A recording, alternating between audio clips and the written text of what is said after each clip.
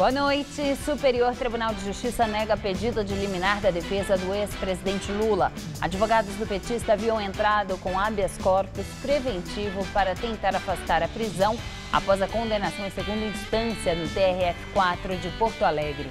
Justiça de São José dos Campos, no interior paulista, afasta policiais acusados de envolvimento com o PCC. E após mortes em cadeia no Ceará, presos são transferidos e o governador vai a Brasília discutir ajuda para a segurança. Febre amarela já provocou a morte de mais de 80 pessoas no Brasil desde julho do ano passado, segundo o 9º balanço do Ministério da Saúde. E nossa reportagem flagra farmácias vendendo composto que promete proteção contra a febre amarela. O Ministério Público Federal denuncia ex-governador do Rio pela 21ª vez. Sérgio Cabral já foi condenado 4 vezes a mais de 80 anos de prisão. Você acompanha essas e outras notícias após o intervalo. Até já. A Justiça de São José dos Campos, no interior paulista, afastou 30 policiais acusados de envolvimento com a facção criminosa Primeiro Comando da capital. Os policiais trabalhavam em departamentos importantes da Polícia Civil de São José dos Campos, como o de investigações sobre drogas, homicídios e até no Garra, o grupo de elite de repressão a roubos e assaltos. 29 agentes estão presos preventivamente desde novembro, quando foram acusados de facilitar o tráfico de drogas comandado pelo PCC. Um ainda está foragido.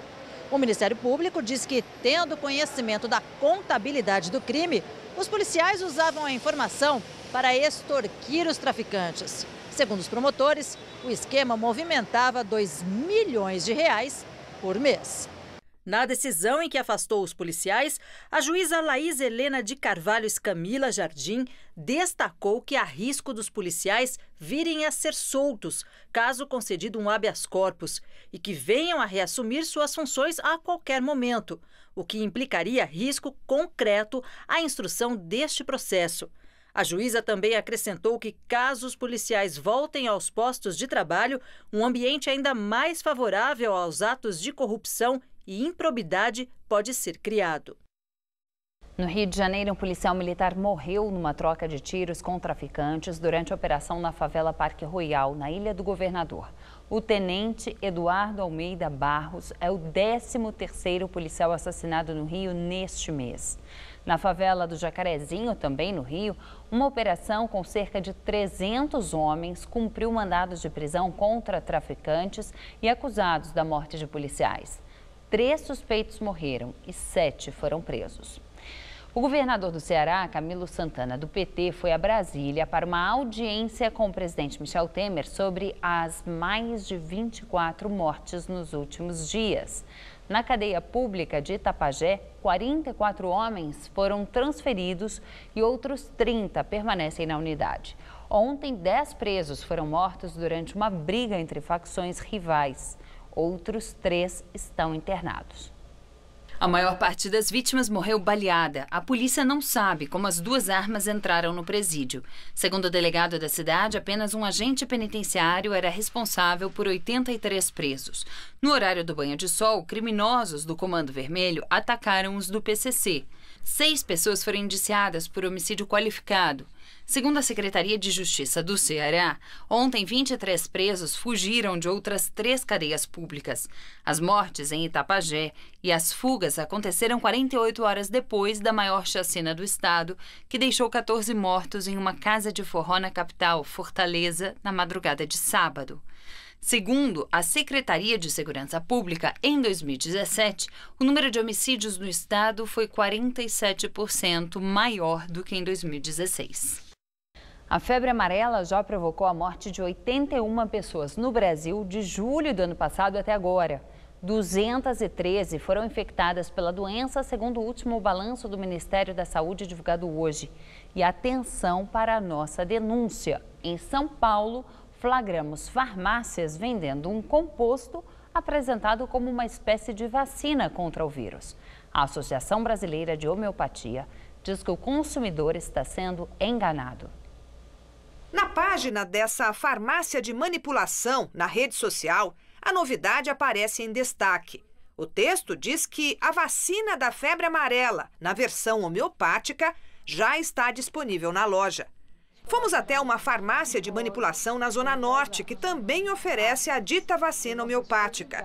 Mas a atendente explica que não é bem assim. As pessoas pensam que é a vacina. Não é a vacina. Na verdade, ela protege, porém, se você pegar a febre amarela, você não tem todos aqueles efeitos colaterais que podem ser causados. Para comprar, não precisa de receita médica. A prescrição é feita pela gente, pelo farmacêutico. Segundo a farmácia, a fórmula é feita com a vacina convencional, na forma de um isoterápico, como está escrito no rótulo.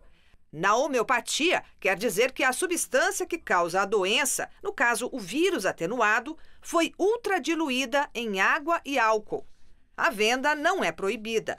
A confusão entre a vacina e o composto homeopático se reflete nas redes sociais.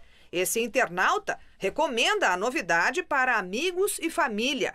A Associação Médica Homeopática Brasileira divulgou um comunicado no qual repudia o uso desse preparado, seja para tratar ou prevenir a febre amarela. O motivo, segundo a Associação Médica, é que essa fórmula não foi testada e, por isso, não há comprovação científica da eficácia dela.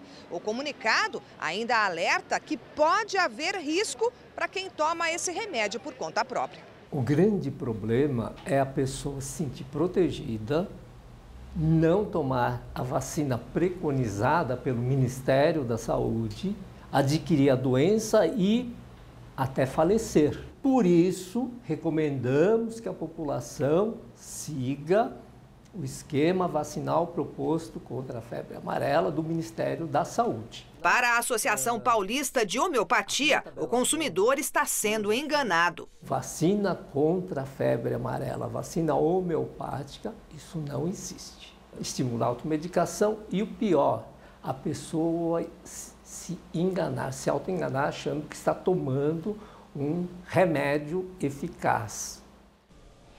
E denúncias sobre médicos que indicam esse produto serão investigadas pelo Conselho Regional de Medicina de São Paulo. Só no município de São Paulo, quase 600 mil pessoas já foram vacinadas na segunda fase da campanha, que começou na quinta-feira passada. Os casos de febre amarela têm provocado um fenômeno curioso. Passageiros com viagem marcada para o exterior, mas para países que não exigem a vacina, estão correndo para tirar o certificado internacional fornecido pela Anvisa.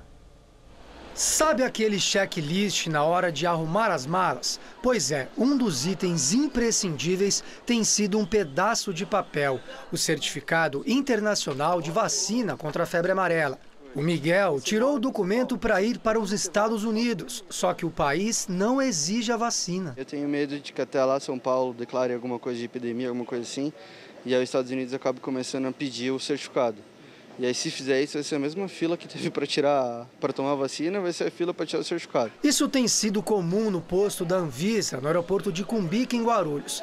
A pessoa tem viagem marcada, mas não para países que exigem a imunização contra a febre amarela. A lista de países que exigem o certificado é atualizada permanentemente, por isso a orientação para o passageiro é para que cheque esta informação no site da Organização Mundial da Saúde. Isso porque o documento não é exigido apenas no destino final da viagem, mas também em escalas e conexões. Outra dica importante é que a dose integral necessária nesses casos não é oferecida em todos os postos. Na capital estão nessa lista as UBSs Jardim Edite, no Itaim Bibi, Jardim Miriam 2, no Jardim Helena e Vila Prel, em Campo Limpo, além do Hospital Rede Hora Certa, na Penha, o Centro de Referência da Unifesp, na Vila Mariana, o Hospital Emílio Ribas e o Hospital das Clínicas. Ontem, nossa equipe flagrou que no HC o atestado não estava sendo fornecido e tinha até um aviso alertando para o problema. O viajante era orientado a procurar os postos da Anvisa. Para receber a dose cheia, a pessoa precisa apresentar um comprovante da viagem, como a passagem aérea. Quem tomou a fracionada e agora precisa viajar para o exterior, terá que se imunizar novamente com a dose cheia e solicitar o certificado. Já quem perdeu a carteirinha e vai viajar de novo, não precisa de outra dose. É só pedir a segunda via nos postos que emitem o documento ou na Anvisa. O Ministério Público Federal denunciou mais uma vez o ex-governador do Rio de Janeiro, Sérgio Cabral. 21ª denúncia é um desdobramento das operações Calicut, Eficiência e Mascate, que tem o crime de lavagem de dinheiro como foco. Cabral já foi condenado 4 vezes, num total de 87 anos de prisão. Sérgio Cabral é apontado como líder de uma organização criminosa com divisão de tarefas em 4 núcleos básicos. Econômico, formado por executivos das empreiteiras carteirizadas contratadas para execução de obras do Estado. Administrativo, formado por gestores públicos do Rio de Janeiro. Financeiro operacional, composto por responsáveis pelo recebimento e repasse de propina. E político, formado pelo próprio Sérgio Cabral. Além do ex-governador, outras 6 pessoas também foram denunciadas, acusadas de mais de 200 atos de lavagem de dinheiro. 6 empresas receberam transferências de valores, no total de mais de 8 milhões de reais, entre outubro de 2007 e agosto de 2014. Essa é a 2ª denúncia oferecida pelo Ministério Público Federal contra Sérgio Cabral só neste ano. No dia 4 de janeiro, o ex-governador foi denunciado por corrupção passiva. A investigação apontou para supostos crimes de corrupção em pagamentos de propina da construtora Oriente.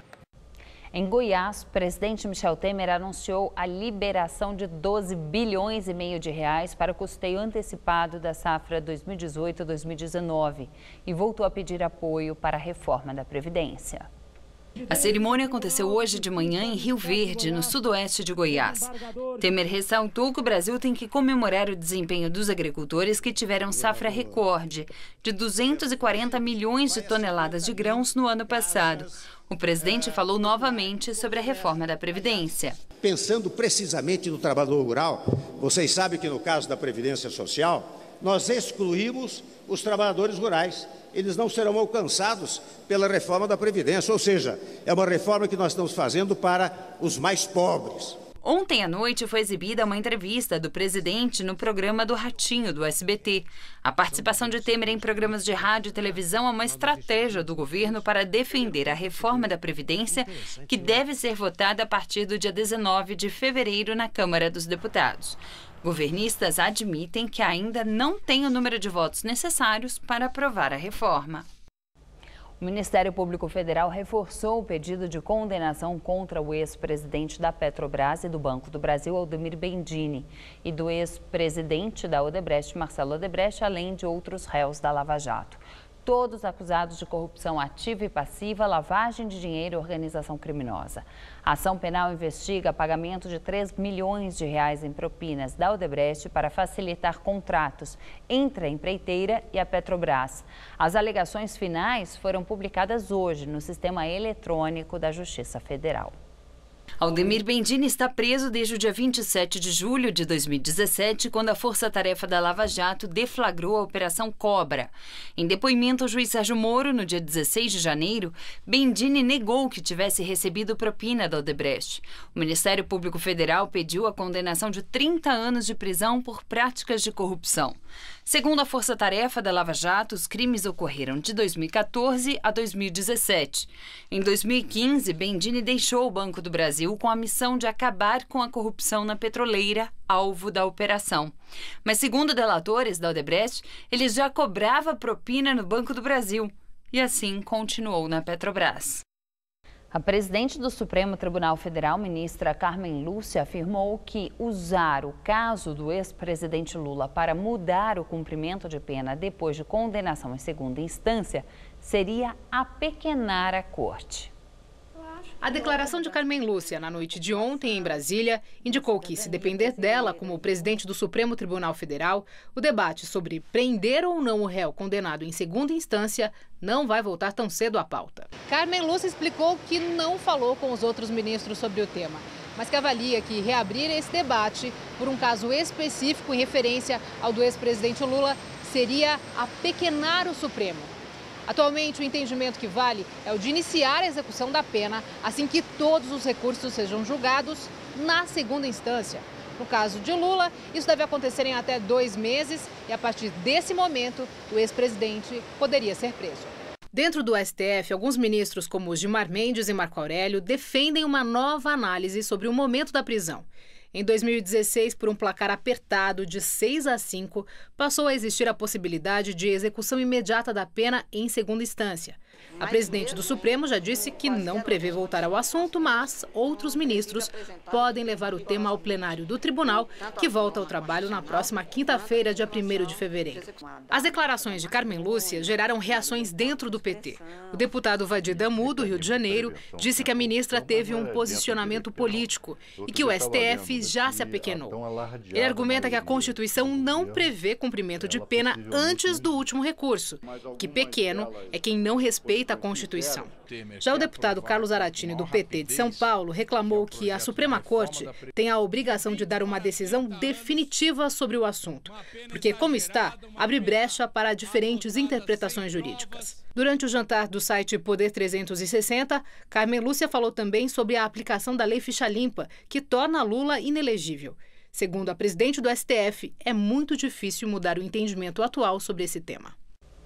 A defesa do ex-presidente Lula pediu habeas corpus no Superior Tribunal de Justiça para evitar a prisão dele. O objetivo era garantir a liberdade do petista mesmo depois dos recursos em segunda instância serem julgados.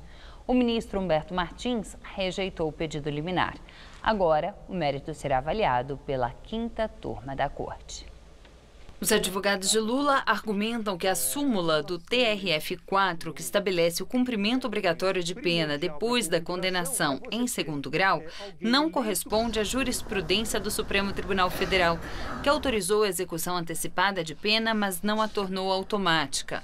Na semana passada, a 8ª turma do TRF4 confirmou a condenação de Lula e, por unanimidade, aumentou a pena para 12 anos e 1 mês. Os 3 desembargadores deixaram expresso que a execução deve começar imediatamente depois do julgamento dos embargos de declaração, recurso que serve apenas para esclarecer pontos dos votos. No habeas corpus, a defesa de Lula diz que a decisão dos desembargadores de Porto Alegre se limita a mencionar a súmula 122 do TRF4, deixando de apresentar qualquer fundamentação acerca da necessidade de recolhimento de Lula a estabelecimento prisional, violando a Constituição Federal. A candidatura de Lula à presidência também é citada. Segundo os advogados, garantir liberdade de trânsito e voz a alguém que representa tantos brasileiros, especialmente neste período de conflagração sociopolítica que se atravessa, é conferir efetividade aos fundamentos de nossa República. Em um ato, na noite de ontem, em São Paulo, advogados e professores de direito demonstraram apoio ao ex-presidente. Geoffrey Robertson, o advogado inglês que representa o petista no Comitê de Direitos Humanos da ONU, também estava presente. De acordo com a reportagem do correspondente do jornal Estado de São Paulo na Suíça, Jamil Chad, a ONU vai deixar para o segundo semestre de 2018 a decisão final sobre o caso. Em julho de 2016, a defesa de Lula apresentou uma queixa contra o juiz Sérgio Moro. E nesta semana, novos documentos foram enviados pelos advogados. Segundo a reportagem, o comitê tem uma fila com 500 petições a serem analisadas, mas tem capacidade de tratar de apenas 30 por reunião. Por meio de nota, agora à noite, a defesa de Lula afirma que usará dos meios jurídicos cabíveis para fazer prevalecer as garantias fundamentais do ex-presidente, que, segundo os advogados, não pode ser privado de sua liberdade com base em uma condenação que lhe atribuiu a prática de ilícitos que ele jamais cometeu. E agora o comentário de política com José Neumani Pinto. A defesa de Lula foi correndo para o Superior Tribunal de Justiça na esperança de que o vice-presidente, que está de plantão, Humberto Martins, aceitasse o habeas corpus dele contra a decisão do Tribunal Regional Federal da 4ª Região de Porto Alegre, que confirmou e aumentou a pena da condenação do Sérgio Moro, juiz de primeira instância de Curitiba. O Humberto Martins acaba de dar um habeas corpus para a posse de Cristiane Brasil no Ministério do Trabalho. Além disso, é pai de Eduardo Martins, que já trabalhou junto com Luiz Zanin. Pois é, tudo isso foi por terra porque o vice-presidente Humberto Martins não esperou o fim das férias e cancelou o habeas corpus. A defesa temia muito que caísse na mão de Félix Fischer, o relator da Lava Jato, no Superior Tribunal de Justiça. Nem precisa ir para lá. Uma outra esperança é que a defesa citou o Gilmar Mendes, que está mudando de voto na questão da prisão da segunda instância, como uma esperança de conseguir o habeas corpus com a autorização do juiz supremo. Acontece que Carmen Lúcia tem deixado claro que continua com a posição de não colocar em votação a súmula, não foi súmula, mas a decisão do Supremo Tribunal Federal de tornar possível a prisão depois da segunda instância, o que permite o chamado início da execução da pena do Lula, decretado na segunda instância. Bom, eu volto quinta-feira, direto ao assunto. Até?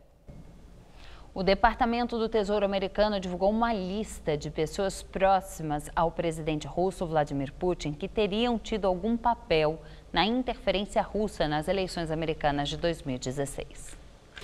A lista do Tesouro, conhecida como Lista Putin, tem 210 nomes, sendo 114 de políticos estrangeiros e 96 empresários russos próximos ao Kremlin. A lista revela aumento da pressão de Washington na investigação da influência russa na eleição de Trump. O presidente russo, Vladimir Putin, lamentou a divulgação da lista e chamou a ação americana de ato hostil. O parlamento da Catalunha adiou a sessão que poderia formar um novo governo separatista.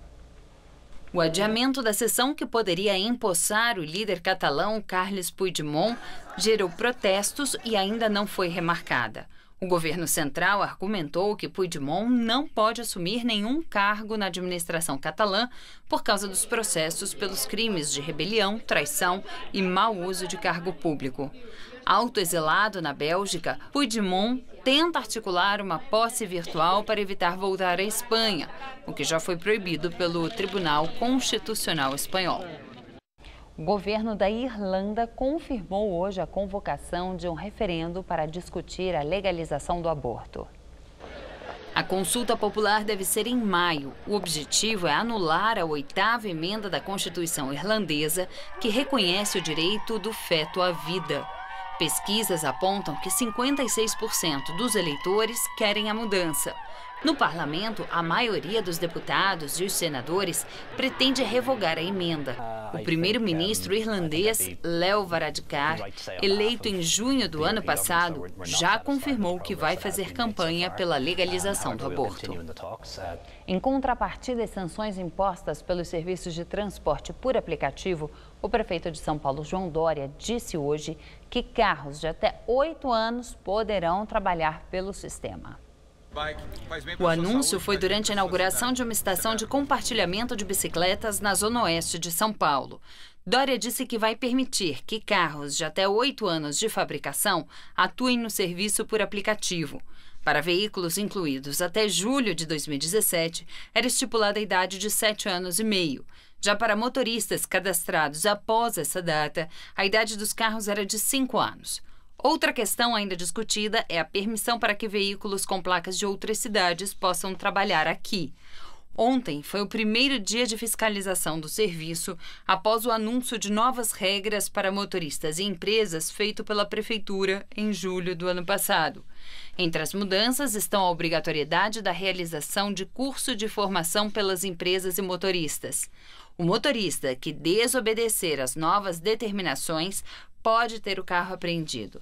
Já os aplicativos estão sujeitos às multas e à exclusão do cadastro do serviço pela Prefeitura. E o prefeito de Santo André, Paulo Serra, do PSDB, decidiu cancelar o aumento do IPTU de 2018. Ele tinha anunciado um reajuste de até 75%, limite acima do estabelecido por uma lei do próprio município. Serra disse que vai recalcular os valores e que fará a atualização da planta genérica. Neste ano, apenas a correção da inflação será adicionada ao tributo. O vencimento dos novos boletos foi transferido para março. Quem já pagou o carnê de 2018 poderá receber o valor em crédito tributário abatido nas próximas parcelas. Todos os carnês foram cancelados e novos já serão emitidos com o valor venal do ano passado. E aqui em São Paulo o dia foi bastante chuvoso e a temperatura não passou dos 25 graus. Vamos ver os detalhes da previsão com Mariana Armentano.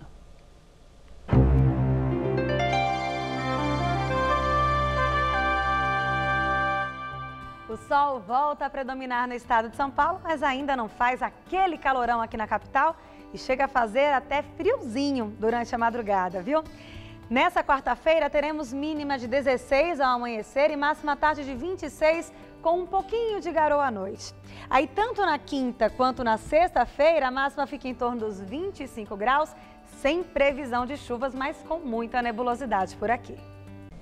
E nós ficamos por aqui. A edição de hoje pode ser vista no site do Jornal da Gazeta. Uma ótima noite para você. Fique agora com Rony Von no Todo Sul.